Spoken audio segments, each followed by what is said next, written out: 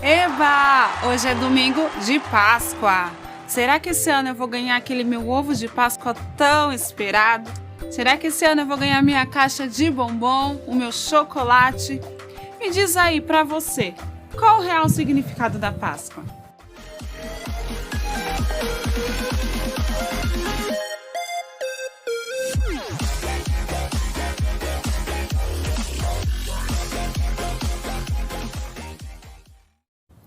Graça e paz, juventude! Tudo bem com vocês?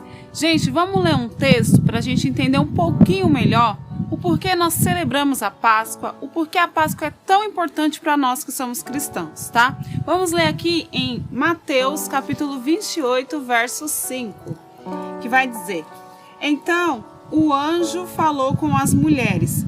Não tenham medo, disse ele. Sei que vocês procuram Jesus, que foi crucificado. Ele não está aqui, ressuscitou como tinha dito que aconteceria. Venham, vejam onde seu corpo estava. Agora, vão depressa e conte aos discípulos que ele ressuscitou e que vai adiante de vocês para a Galileia. Lá, vocês o verão. Lembre-se do que eu lhes disse. De forma clara, vamos entender então o porquê nós celebramos a Páscoa. Para isso, a gente precisa voltar a história lá no início, quando Deus então cria o mundo. Deus, ele cria o mundo para tudo ser para sua glória. O mundo foi criado para a glória de Deus Pai. Sendo assim, Deus nos criou para que tivéssemos um relacionamento com Ele, apenas com Ele, um relacionamento íntimo com Ele. Mas a Bíblia vai dizer lá em Romanos, capítulo 5, que quando o pecado entrou no mundo, quando Adão pecou, melhor dizendo, o pecado entrou no mundo. Então, a partir desse momento que Adão e Eva pecaram, o pecado entrou no mundo e atingiu aí toda a humanidade. Tem uma galera que diz: mas eu não pequei com Adão, por que isso está acontecendo? Mas a gente precisa entender que desde o período em que o pecado entrou no mundo, a humanidade toda agora sofre a consequência do pecado de Adão, ok? A partir desse momento, então, nós nos tornamos inimigos de Deus. Não sou eu que estou dizendo. A Bíblia, em Romanos capítulo 5, verso 10, vai dizer que a partir do momento que o pecado entrou no mundo, nós nos tornamos inimigos de Deus. Então, a humanidade, como que o pessoal vivia então antigamente, no Antigo Testamento, como que funcionava? A pessoa ia até o sacerdote e o sacerdote oferecia esse sacrifício ao Senhor. Então, eles não tinham esse contato de oferecer, eles não podiam fazer essa prática, era só apenas o sacerdote. Por conta disso, eles viviam então com base na lei de Moisés. A gente precisa entender que essa lei era uma lei boa, mas eles precisavam cumprir essa lei. De qualquer modo, nenhuma pessoa conseguia concluir aquelas leis todas, sem errar em nenhuma. Então, o homem sempre estava pecando, o homem sempre permanecia no mesmo erro. Foi quando Deus decidiu então enviar Jesus, o seu Filho, o Deus Filho encarnado em Jesus Cristo aqui na Terra. Sim, nós cristãos acreditamos que Jesus Cristo é o único Filho de Deus Pai. Nós não acreditamos que Jesus era meramente um personagem, não. Jesus Cristo é o Messias, o Filho do Deus vivo. Então, Jesus veio aqui na humanidade e viveu por nós. Era necessário que ele viesse para pagar um preço pela humanidade. Então, eu quero ler com vocês aqui um versículo bem importante, tá? Vai estar lá em Mateus, capítulo 26, versículo 65. Então, o sumo sacerdote rasgou as vestes e disse: blasfêmia. Que momento é esse daqui? Esse momento é o momento em que eles levam Jesus até o julgamento para ele ser julgado. E todo momento a galera tenta procurar algo em Jesus, culpa, algo para acusar Jesus, tá? Então o sumo sacerdote rasgou as vestes e disse: blasfêmia. Que necessidade temos de outras testemunhas? Todos ouviram a blasfêmia. Qual é o veredito? Culpado, responderam. Ele merece morrer. Presta atenção bem aqui, gente. Então começaram a cuspir no rosto de Jesus e dar-lhe socos. Alguns lhe deram tapas e zombaram. Profetizem para nós, Cristo, quem foi que bateu desta vez? de uma forma resumida, Jesus, ele precisava vir para ser entregue pelos nossos pecados. E eu vou dizer, era necessário que isso acontecesse para que o plano inteiro fosse cumprido. Nesse momento, a realidade era que os sacerdotes gritavam blasfêmia contra Jesus. E quando ele foi acusado, a história vai dizer que alguns cuspiam no rosto de Jesus, que alguns batiam no rosto de Jesus e que alguns xingavam ele de toda forma. O fato é tão forte, é tão intenso, que a história vai dizer que enquanto eles batiam e davam um soco em Jesus, eles diziam: se você é mesmo profeta, então diga quem é que te bateu agora.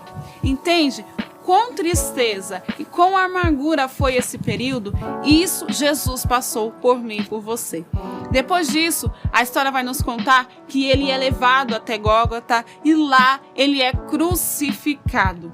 A palavra vai dizer que ele é crucificado. A morte por meio da crucificação é uma morte, além de muito dolorosa, muito sofrida, porque a pessoa ela passa muito tempo numa cruz, com os pregos cravados em suas mãos, amarradas, sem comer, sem beber, no sol, no calor. É uma morte que para os judeus é reconhecido como maldito.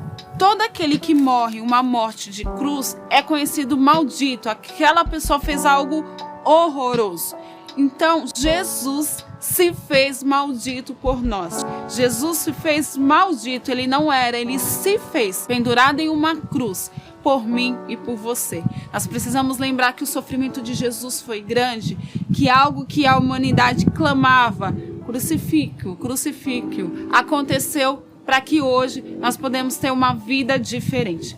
Depois disso, a história vai dizer que Jesus é levado a um túmulo novo, onde ninguém mais já teria usado aquele túmulo. E aí é onde eu li lá no começo desse vídeo, que no domingo, pela manhã, todos já sabiam que Jesus estava morto. Satanás provavelmente acreditava que teria vencido essa guerra. Mas quando elas vão chegar perto do túmulo, a história vai dizer que o anjo do Senhor avisa que Cristo não está mais lá e chamam elas para olhar e elas olham e Cristo não está lá. O anjo vai dizer que Cristo, Jesus Cristo ressuscitou. Jesus, o Messias, ressuscitou. Ah, Bárbara, mas elas acreditaram apenas porque um anjo falou? Não. Depois Cristo vai aparecer em um corpo glorificado diante dos discípulos. Lembra daquela história que ele vai dizer, toque, vai dizer para Tomé, toque aqui, ó. Para você ver que realmente sou eu. Cristo, ele vai ressuscitar. Ele ressuscitou. Lembra que eu tinha falado para vocês que quando o pecado entrou no mundo, nós éramos inimigos de Deus? Agora eu tenho uma novidade ótima para vocês. Adivinhe. Por causa do sacrifício de Jesus Cristo, o Filho de Deus, na cruz, agora nós somos reconciliados com Deus através do sacrifício de Jesus. Gente, isso é maravilhoso. Bárbara, está escrito isso? Sim, em Colossenses capítulo 1 vai dizer que agora nós somos filhos de Deus. Por causa do sacrifício de Jesus, nós somos reconciliados. A humanidade foi reconciliada com Jesus. Nós agora não adoramos um Jesus morto, um Jesus que morreu e nós vamos no túmulo lá adorá-lo. Não. Nós adoramos um Deus que está vivo entre nós. No momento da sua morte, a história vai dizer que o véu do templo se rasgou do alto a baixo. Ou seja, naquele momento, eu e você podemos ter um relacionamento com o nosso Pai. Nós não adoramos um Deus que estava vivo e morreu.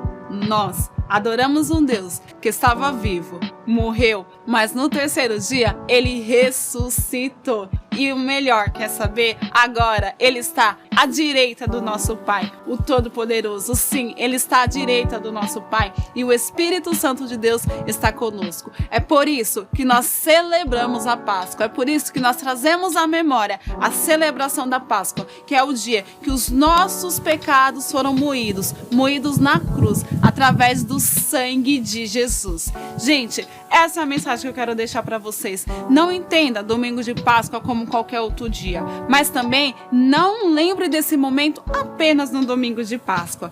Grave isso no seu coração. Você não adora um Deus morto, o seu Deus está vivo. Fique com Deus. Essa é a mensagem de hoje para vocês. Se ficaram com dúvida, deixa aqui embaixo nos comentários. Dá um joinha pra gente. Se você não é inscrito, se inscreva nesse canal e compartilha com a galera. Tem muita gente ainda que não entendeu a Páscoa. Beijo, pessoal, e até semana que vem. Vai deixar sempre evento no meio do que eu tava lendo? Humanidade toda agora sobre... Oh, meu Deus. Evita ficar fazendo assim, entendeu? E a partir desse momento, então, a Ai, meu Deus, me ajuda. Tô ficando com frio. Ficou confuso, né, que eu falei, né?